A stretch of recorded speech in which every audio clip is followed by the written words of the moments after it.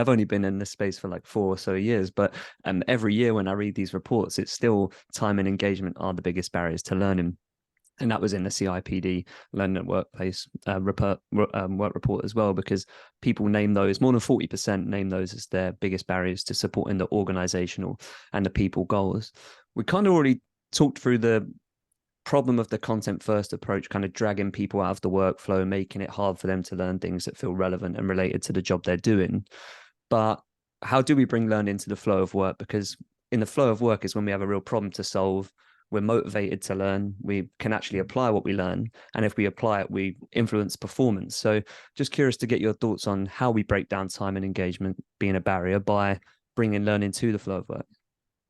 Yeah, and I think I'm always amazed whenever I see this as a reason for a lack of engagement. And I think it's important for us to understand what this data tells us. Um, Employees are not saying they don't have the time to learn, because as your previous data shared, Gary, people are learning outside of work. We all are, right? Everyone on this session, yeah, you've tuned into a webinar because you want to learn, right? You're listening to podcasts, you're reading blogs, all because you want to learn. And that's exactly what every other employee within the company is doing. What that data tells us is employees are saying they don't have time to learn for the sake of learning. They don't have time to learn the things that you think are important, but you've not told me why it's important. That's what they're telling us. They just haven't got the time to learn because you say it's important. And they want to understand what's in it for them. And so there's a couple of different ways. There's the kind of strategic ways of solving this problem combined with a technical way of solving this problem. And I want to start with the strategic things you can do. Now, if you don't have manager and leadership buy-in in your organization, it's very difficult for you to be able to deliver learning in the flow of work. Because learning in the flow of work means we're essentially identifying opportunities in someone's day-to-day.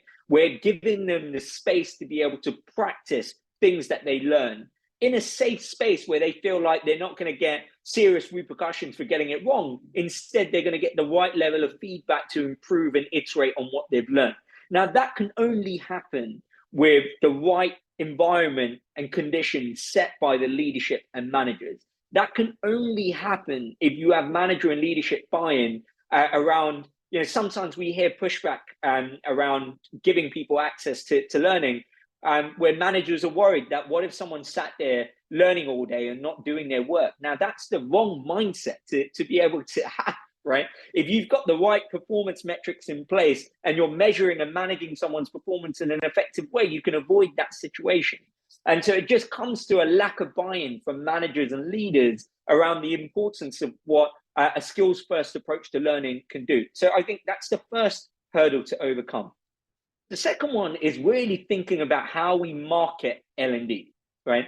L&D within an organization, in essence, is a consumer product, right? Because every employee is a consumer. So we need to really think about ourselves as a consumer brand that exists within the organization.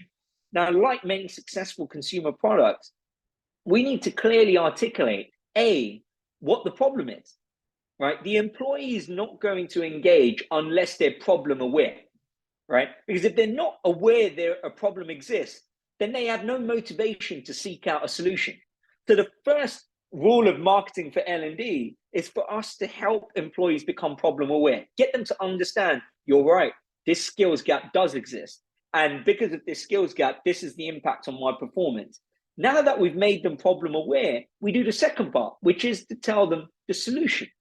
And now that isn't enough to blast out one email and say, look, I told you we've got these resources. Why didn't you do anything about it? We need to look at other ways of doing this. Like influencer marketing is a great way of doing it. There are influencers within every organization.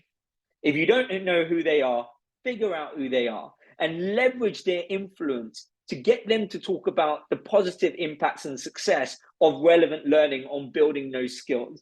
So that's the second thing I'll talk about. In order for you to embed learning in the flow of work, you need to really focus on how you market it. Now, from a technology perspective, what you need to look at is right now, your traditional LMSs, what they do is they drag people from the tools and apps where they work, and they drag them into an LMS. But the reality is, most of us don't work inside of LMS. I mean, even L&D people don't spend their entire day inside an LMS.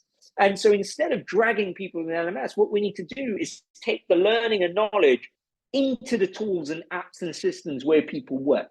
So they don't have to switch context, where they're able to immediately on demand access relevant learning within the apps and tools where they work.